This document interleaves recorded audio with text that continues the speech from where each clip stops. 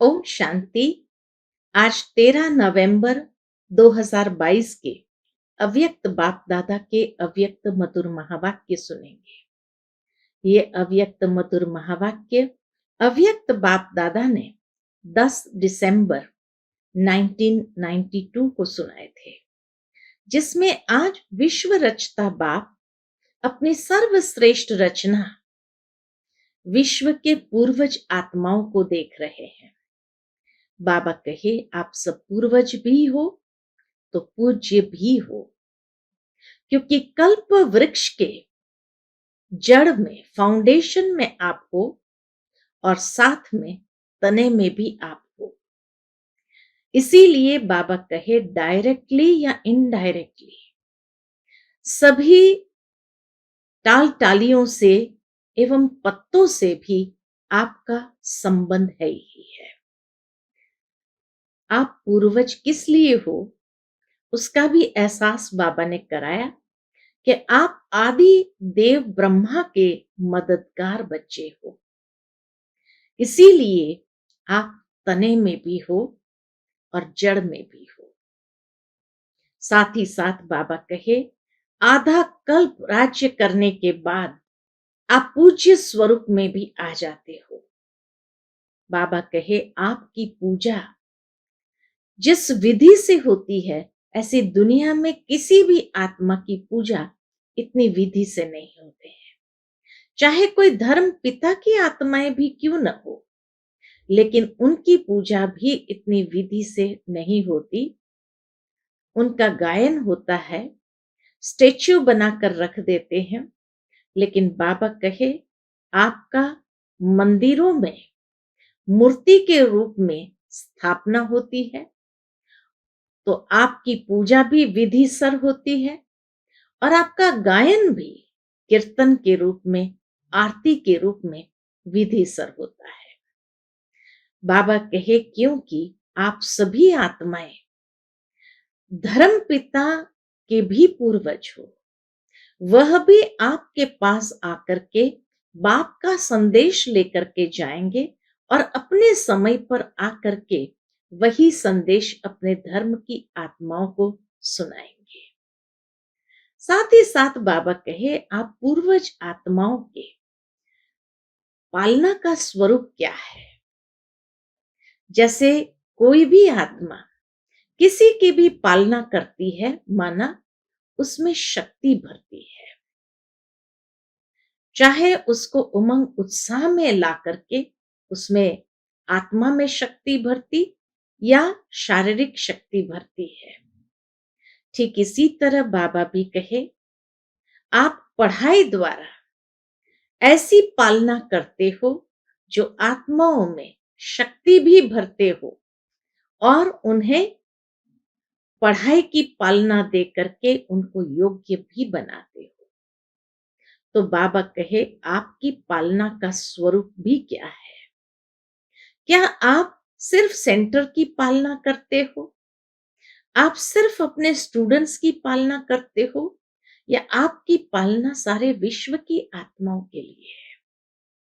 उन्हीं दिनों में अयोध्या का काफी हलचल, अयोध्या का जो कांड हुआ था उसमें अनेक आत्माओं ने शरीर छोड़ा था।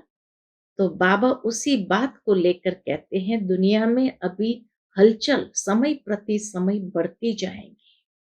तो खाली समाचार सुन लिया और बाबा कहे आप अपनी याद में और सेवा में लग गए, या विशेष उन आत्माओं को भी आप पूर्वज बन करके शक्ति भरने का, मनसा सेवा करने का कार्य भी किया। बाबा कहे, जब भी आप ऐसी आत्माओं को देखते हो तो हे पूर्वज आत्मा, क्या आपको ये महसूस होता है कि ये हमारी ही ग्रेट ग्रेट ग्रैंडफादर ब्रह्मा बाबा के वंशावली है। तो बाबा कहे, अगर ब्रह्मा बाप की वंशावली है तो आप भी मास्टर ग्रेट ग्रेट ग्रैंडफादर हुए ना। इसीलिए भी आपको उन आत्माओं की विशेष पूर्वज बनकर के पालना करनी है। उनमें हिम्मत और साहस भरना है, शांति की शक्ति, सहन शक्ति और हिम्मत उन्हें प्रदान करनी है और उन्हें योग्य बनाना है। तो बाबा कहे, आप पूर्वज आत्माओं की सेवा का ये विशेष कार्य अब समय प्रति समय बढ़ने वाला है, क्योंकि दुनिया में हलचल बढ़ती जाएगी। इसीलिए आप ये नहीं समझना कि भाई हम कैसे पालना करें। बाबा कहे, आपकी पालना हर एक पत्ते तक पहुंचनी चाहिए। ऐसे हैं पूर्वज आत्माएं। तो सुनते हैं बाबा के मधुर महावाक्य। ओम शांति। आज के मुरली का टाइटल है, पूर्वज और पूज्य की स्मृति में रहकर सर्व की अलौकिक पालना करो। आज विश्व रचता बाप अपनी श्रेष्ठ रचना को देख रहे हैं। सर्व रचना में से श्रेष्ठ रचना आप ब्राह्मण आत्माएं हो, क्योंकि आप ही विश्व की पूर्वज आत्माएं हो। एक तरफ पूर्वज हो, साथ साथ पूज्य आत्माएं भी हो। इस कल्प वृक्ष के फाउंडेशन अर्थात जड़ आप ब्राह्मण आत्माएं हो। इस वृक्ष के मूल आधार तना भी आप हो। इसलिए आप सर्व आत्माओं के लिए पूर्वज हो। बाबा जैसे पूरा कल्प वृक्ष हमारे सामने इमर्ज कर देते हैं और कहते हैं, इस कल्प वृक्ष में फाउंडेशन में जड़ में भी आप आत्माएं हो और इस कल्प वृक्ष के तने में भी आप हो, और इसीलिए आप सर्व आत्माओं के लिए पूर्वज हो। सृष्टि चक्र के अंदर जो विशेष धर्म पिताएं कहलाए जाते हैं, उन धर्म पिताओं को भी आप पूर्वज आत्माओं द्वारा ही बाप का संदेश प्राप्त होता है। धर्म पिता की आत्माएं भी बाबा कहे आपके पास आकर के बाप का संदेश प्राप्त करके जाएंगे, जिस आधार से ही समय प्रमाण वो धर्म पिताएं अपने धर्म की आत्माओं प्रति संदेश देने के निमित्त बनते हैं। जैसे ब्रह्मा बाप ग्रेट ग्रेट ग्रैंडफादर है, तो ब्रह्मा के साथ आप ब्राह्मण आत्माएं भी साथी हो, इसलिए आप पूर्वज हो। बाबा कारण बताते हैं कि क्यों आपको बाबा ने पूर्वज ये टाइटल दिया। तो आप कल्प वृक्ष में तो है ही, तने में और फाउंडेशन में, लेकिन धर्म पिताएं भी बाबा कहे आप द्वारा संदेश प्राप्त करेंगे। और क्योंकि आप आदि पिता ब्रह्मा बाबा के साथी हो, इसीलिए भी आप पूर्वज आत्माएं गाई हुई हो। पूर्वज आत्माओं का डायरेक्ट चाहे इनडायरेक्ट सर्व आत्माओं से कनेक्शन है। जैसे वृक्ष की सर्व टाल टालियों का संबंध जड़ से व तने से जरूर होता है। चाहे किसी भी धर्म की छोटी व बड़ी टाल टालियां हो, लेकिन संबंध स्वतः ही होता है। तो पूर्वज हुए ना। आधा कल्प राज्य अधिकारी बनने के बाद फिर पूज्य आत्माएं बनते हो। पूज्य बनने में भी आप आत्माओं जैसी पूजा और किसी भी धर्म की आत्माओं की नहीं होती। जैसे आप पूज्य आत्माओं की विधि पूर्वक पूजा होती है, ऐसे कोई धर्म पिता की भी पूजा नहीं होती। बाप के कार्य में जो आप ब्राह्मण साथी बनते हो, उन्हों की भी देवता व देवी के रूप में विधि पूर्वक पूजा होती है। और कोई भी धर्म पिता के साथी धर्म की पालना करने वाली आत्माओं की विधि पूर्वक पूजा नहीं होती। गायन होता है लेकिन विधि पूर्वक पूजा नहीं होती। स्टेच्यू मूर्ति बनाते हैं लेकिन आप जैसे पूज्य नहीं बनते। जगह जगह पर उनके चौराहे पर स्टेच्यू खड़े कर देंगे लेकिन बाबा कहे आप जैसी मूर्तियां नहीं बनते हैं पूज्य रूप में। आपका गायन भी होता है तो पूजा भी होती है। गायन की विधि भी आप ब्राह्मण आत्माओं की सबसे न्यारी है। जैसे आप देवात्माओं का गायन बहुत सुंदर रूप से कीर्तन के रूप में होता है, आरती के रूप में होता है, ऐसे अन्य आत्माओं का गायन इसी प्रकार से नहीं होता। ऐसा क्यों होता? क्योंकि आप श्रेष्ठ रचना, पूर्वज और पूज्य हो। तो बाबा ने एक एक बात स्पष्ट करते हुए क्यों आप पूज्य हो और क्यों आप पूर्वज हो, दोनों बात को बहुत अच्छे से स्पष्ट किया। आदि आत्माएं, आप ब्राह्मण आत्माएं हो क्योंकि आदि देव ब्रह्मा के सहयोगी श्रेष्ठ कार्य के निमित्त बने हो। अनादि रूप में भी आप परम आत्मा के अति समीप रहने वाले हो। आदि देव ब्रह्मा के सहयोगी और अनादि रूप में परमात्मा के अति समीप रहने वाले। आत्माओं का जो चित्र दिखाते हैं परमधाम का, उसमें सबसे समीप आत्माएं कौन सी दिखाते हैं? पूछते बाबा कि परमधाम का जो चित्र दिखाते हैं निराकारी झाड़ का, उसमें सबसे समीप आत्माएं कौन सी दिखाते हो? उसमें आप हो। तो अनादि रूप में भी अति समीप हो, जिसको डबल विदेशी कहते हैं, नियरेस्ट और डियरेस्ट। ऐसे अपने को समझते हो? पूछते बाबा, ऐसे अपने को समझते हो? फिर बाबा कहते पूर्वज का क्या काम होता है? पूर्वज सभी की पालना करते हैं।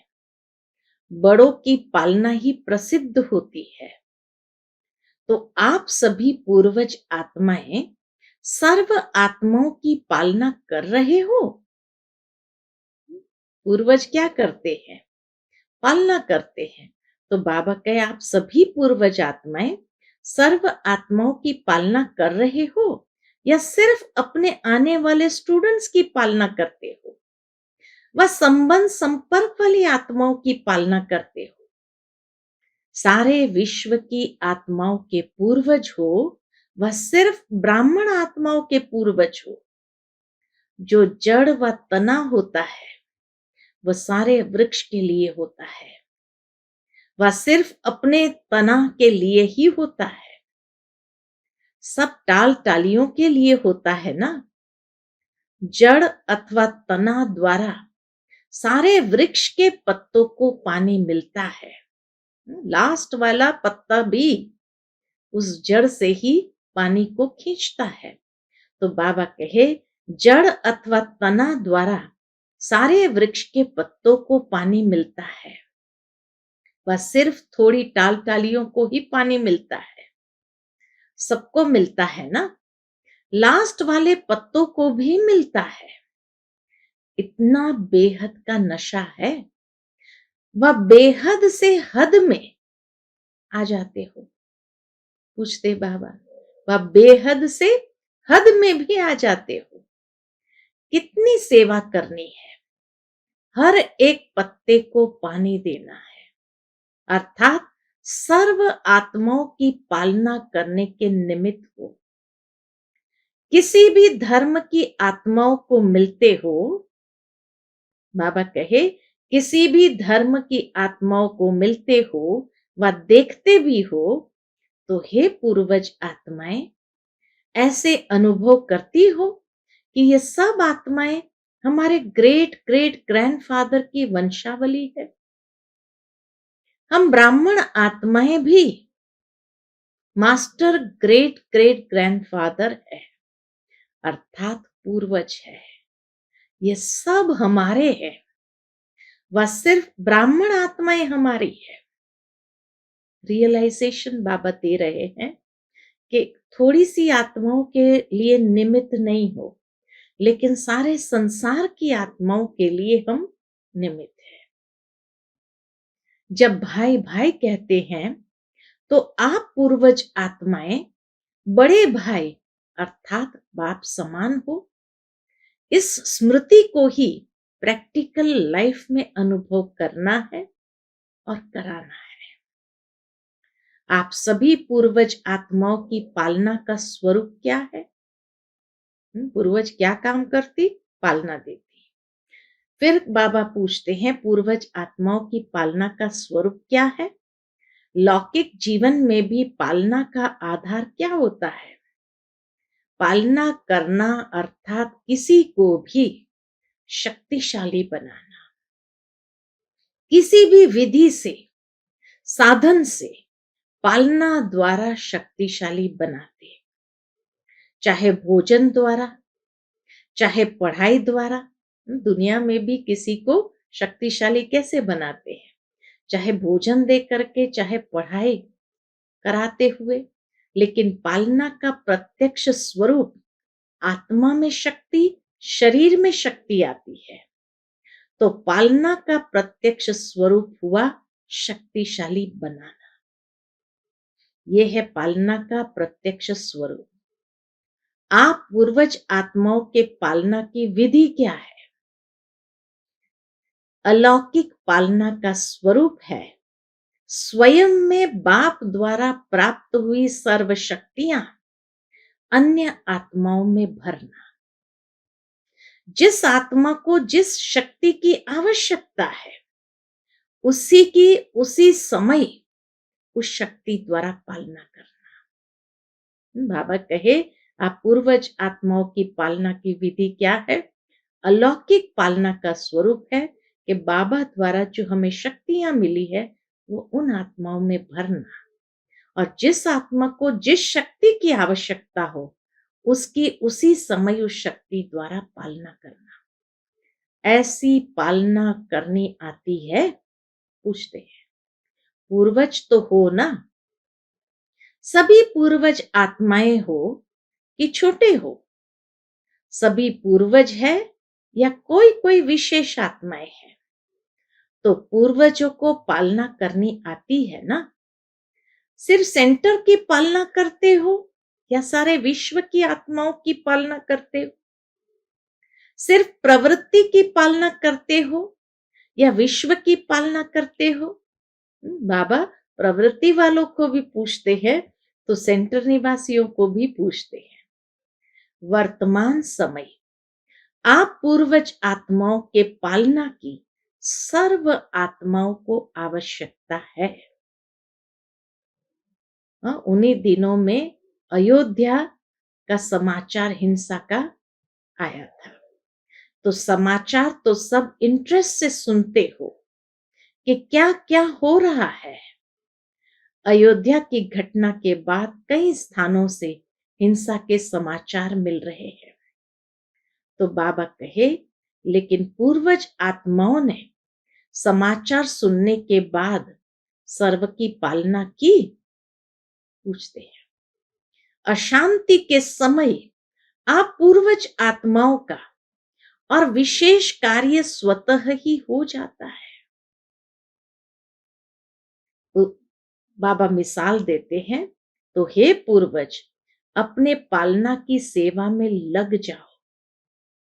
जैसे मिसाल दिया बाबा ने, जैसे अशांति के समय विशेष पुलिस व मिलिट्री समझती है कि यह हमारा कार्य है अशांति को शांत करना, ऑर्डर द्वारा पहुंच जाते हैं और ऐसे टाइम पर विशेष अटेंशन से अपनी सेवा के लिए अलर्ट हो जाते हैं। आप सबने हलचल का समाचार तो सुना, सब स्थानों से हिंसा के जो समाचार आ रहे थे, तो बाबा कहे, आप सबने हलचल का समाचार तो सुना, लेकिन सेवा में अलर्ट हुए? वह सुनने का ही आनंद लिया? अपना पूर्वजपन स्मृति में आया? सभी आत्माओं की शांति की शक्ति से पालना की? या यही सोचते रहे, यहां यह हुआ, वहां यह हुआ? विशेष आत्माओं की ऐसे समय पर सेवा की अति आवश्यकता है। अपनी वृत्ति द्वारा, मनसा शक्ति द्वारा विशेष सेवा की। वह जैसे विधि पूर्वक याद में रहते हो, सेवा करते हो, उसी रीति से किया। फिर साथ में बाबा कहे, पूर्वज भी हो, पूज्य भी हो, और आप रूहानी सोशल वर्कर भी हो। तो रूहानी सोशल वर्कर ने अपनी विशेष एक्स्ट्रा सोशल सेवा की। इतना अपनी जिम्मेवारी समझी, या प्रोग्राम मिलेगा तो करेंगे? ऐसे समय पर सेकंड में अपनी सेवा पर अलर्ट हो जाना चाहिए। जैसे मिलिट्री पुलिस अलर्ट हो जाते हैं, तो बाबा कहे ऐसे समय पर सेकंड में अपनी सेवा पर अलर्ट हो जाना चाहिए। यही आप पूर्वज आत्माओं की जिम्मेवारी है। अभी भी विश्व में हलचल है, और यह हलचल तो समय प्रति समय बढ़नी ही है। आप आत्माओं का फर्ज है ऐसे समय पर आत्माओं में विशेष शांति की, सहन शक्ति की हिम्मत भरना। लाइट हाउस बन सर्व को शांति की लाइट देना। समझा क्या करना है? अभी अपनी जिम्मेवारी व फर्ज अदाई और तीव्र गति से पालन करो। बाबा ने ऑर्डर दे दिया, अपनी जिम्मेवारी व फर्ज अदाई और तीव्र गति से पालन करो, जिससे आत्माओं को रूहानी शक्ति की राहत मिले। जलते हुए दुख की अग्नि में, जलते हुए दुख की अग्नि में शीतल जल बरने का अनुभव करे। यह फर्ज अदाई कर सकते हो? पूछते बाबा, ये फर्ज अदाई कर सकते हो? दूर से भी कर सकते हो, या जब सामने आएंगे तब करेंगे? कर तो रहे हो, बाबा कहते हैं, कर तो रहे हो, लेकिन अभी और जैसे हलचल तेज होती जाती है, तो आपकी सेवा भी और तेज हो। समझा पूर्वजों की पालना क्या है? ऐसे नहीं कि पूर्वज है लेकिन पालना नहीं कर सकते। पूर्वज का काम ही है पालना द्वारा शक्ति देना। श्रेष्ठ शक्तिशाली स्थिति द्वारा परिस्थिति को पार करने की शक्ति अनुभव कराओ। श्रेष्ठ शक्तिशाली स्थिति द्वारा परिस्थिति को पार करने की शक्ति अनुभव कराओ। अच्छा, चारों ओर के सर्व आदि देव ब्रह्मा के मददगार आदि आत्माओं को, सर्व आत्माओं के फाउंडेशन पूर्वज आत्माओं को, सदा सर्व आत्माओं प्रति बेहद सेवा की श्रेष्ठ वृत्ति रखने वाली आत्माओं को, सर्व रूहानी सोशल सेवाधारी आत्माओं को बाप दादा का याद प्यार और नमस्ते। हम सभी रूहानी बच्चों की रूहानी माता पिता बाप दादा को याद प्यार, गुड मॉर्निंग और नमस्ते। नमस्ते, शुक्रिया बाबा, शुक्रिया।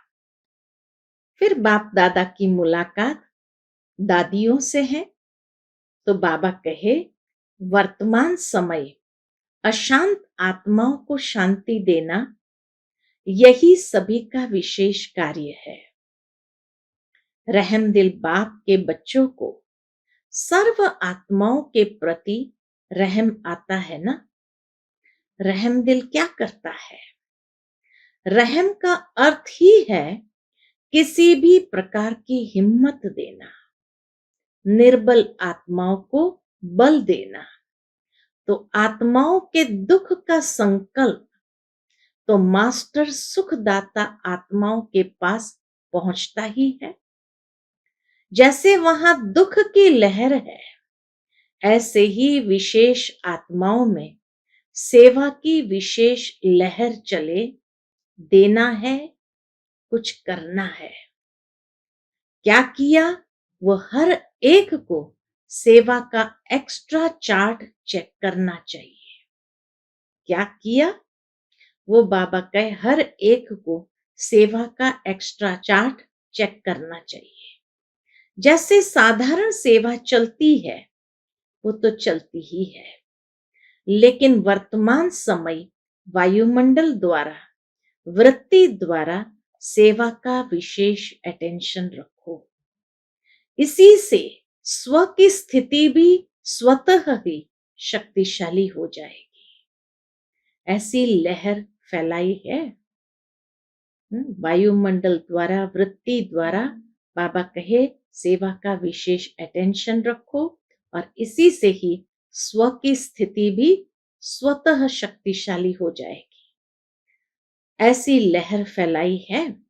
विश्व के राजे बनते हैं तो सर्व आत्माओं के प्रति लहर होनी है ना। वंचित कोई आत्मा न रह जाए, चाहे अन्य धर्म की आत्माएं हो, लेकिन है तो अपनी वंशावली। चाहे कोई भी धर्म की आत्माएं हैं, लेकिन जड़ तो एक ही है। ये लहर है। तो दादी ने कहा नहीं है। तो बाबा कहे अटेंशन प्लीज। फिर अव्यक्त बाप दादा की पर्सनल मुलाकात है। व्यर्थ के प्रभाव में आने वाले नहीं, अपना श्रेष्ठ प्रभाव डालने वाले बनो। सदा अपने को पुरुषार्थ में आगे बढ़ने वाली आत्मा हूं, ऐसे अनुभव करते हो। पुरुषार्थ में कभी भी, कभी ठहरती कला, कभी उतरती कला, ऐसे नहीं होना चाहिए। कभी बहुत अच्छा, कभी थोड़ा अच्छा, ऐसा नहीं। सदा बहुत अच्छा, क्योंकि समय कम है और संपूर्ण बनने की मंजिल श्रेष्ठ है। तो अपने भी पुरुषार्थ की गति तीव्र करनी पड़े। बाबा कहे अपने भी पुरुषार्थ की गति तीव्र करनी पड़े। पुरुषार्थ के तीव्र गति की निशानी है कि वह सदा डबल लाइट होगा। पुरुषार्थ की तीव्र गति की निशानी है वह सदा डबल लाइट होगा। किसी भी प्रकार का बोझ नहीं अनुभव करेगा। चाहे प्रकृति द्वारा कोई परिस्थिति आए, चाहे व्यक्तियों द्वारा कोई परिस्थिति आए, लेकिन हर परिस्थिति स्वस्थिति के आगे कुछ भी अनुभव नहीं होगी। स्वस्थिति की शक्ति परिस्थिति से बहुत ऊंची है। स्वस्थिति की शक्ति परिस्थिति से बहुत ऊंची है। क्यों? यह स्व है, वह पर है। अपनी शक्ति भूल जाते हो तब ही परिस्थिति बड़ी लगती है। सदा डबल लाइट का अर्थ ही है कि लाइट अर्थात ऊंचे रहने वाले। हल्का सदा ऊंचा जाता है, बोझ वाला सदा नीचे जाता है। आधा कल्प तो नीचे ही आते रहे ना, लेकिन अभी समय है ऊंचा जाने का। तो क्या करना है? सदा ऊपर। शरीर में भी देखो तो आत्मा का निवास स्थान ऊपर है, ऊंचा है। पांव में तो नहीं है ना। बाबा के पांव में तो नहीं है ना। जैसे शरीर में आत्मा का स्थान ऊंचा है, भ्रुकुटी के मध्य, ऐसे स्थिति भी सदा ऊंची रहे। ब्राह्मण की निशानी भी ऊंची चोटी दिखाते हैं ना। चोटी का अर्थ है ऊंचा। तो स्थूल निशानी इसलिए दिखाई है कि स्थिति ऊंची है। शूद्र को नीचे दिखाते हैं, ब्राह्मण को ऊंचा दिखाते हैं। तो ब्राह्मणों का स्थान और स्थिति दोनों ऊंची। अगर स्थान की याद होगी तो स्थिति स्वतः ऊंची हो जाएगी। ब्राह्मणों की दृष्टि भी सदा ऊपर रहती है, क्योंकि आत्मा आत्माओं को देखती है। आत्मा ऊपर है तो दृष्टि भी कहाँ जाएगी? ऊपर जाएगी।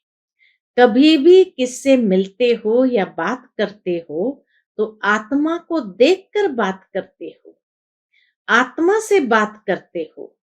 आपकी दृष्टि आत्मा के तरफ जाती है। आत्मा मस्तक में है ना, तो ऊंची स्थिति में स्थित रहना सहज है। जब ऐसी स्थिति हो जाती है तो नीचे की बातों से, नीचे के वायुमंडल से सदा ही दूर रहेंगे, उसके प्रभाव में नहीं आएंगे।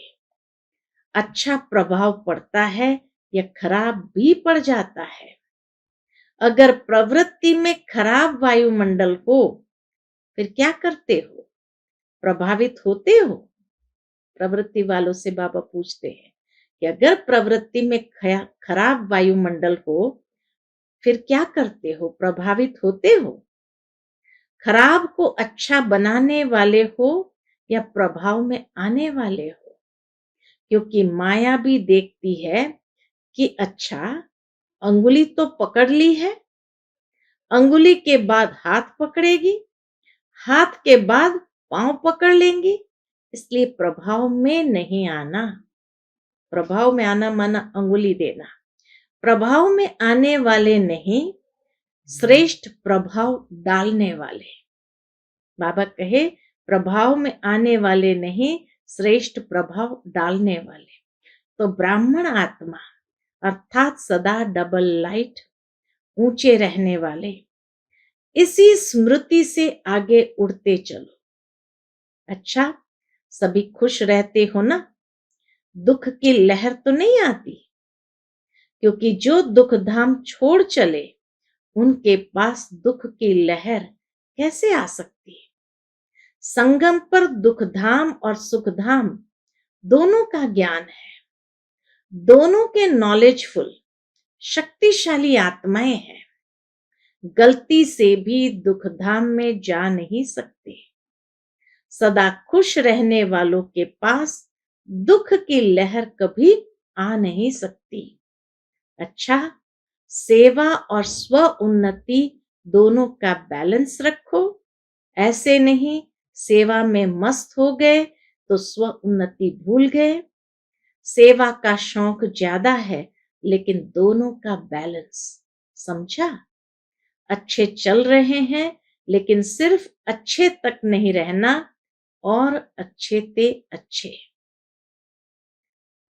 आज का बाप दादा का मधुर वरदान हम बच्चों के प्रति है, अपनी जीवन को हीरे समान वैल्यूएबल बनाने वाले स्मृति और विस्मृति के चक्कर से मुक्त भव। अपनी जीवन को हीरे समान वैल्यूएबल बनाने वाले स्मृति और विस्मृति के चक्कर से मुक्त भव। यह संगम युग स्मृति का युग है और कलयुग विस्मृति का युग है। अगर अपने श्रेष्ठ पाठ, श्रेष्ठ भाग्य की सदा स्मृति है तो हीरे समान वैल्यूएबल है, और अगर विस्मृति है तो पत्थर हो। यह स्मृति और विस्मृति का खेल है। संगम युग के रहवासी कभी कलयुग में चक्कर लगाने जा नहीं सकते। अगर थोड़ा भी बुद्धि गई तो चक्कर में फंस जाएंगे, क्योंकि कलयुग में बहुत रौनक है, लेकिन यह रौनक धोखा देने वाली है। बाबा कहे लेकिन वह रौनक धोखा देने वाली है। आज का स्लोगन है, अपनी कर्मेंद्रिय को लॉ और ऑर्डर प्रमाण चलाने वाले ही सच्चे राजयोगी है। अपनी कर्मेंद्रिय को लॉ और ऑर्डर प्रमाण चलाने वाले ही सच्चे राजयोगी है। अच्छा, ओम शांति।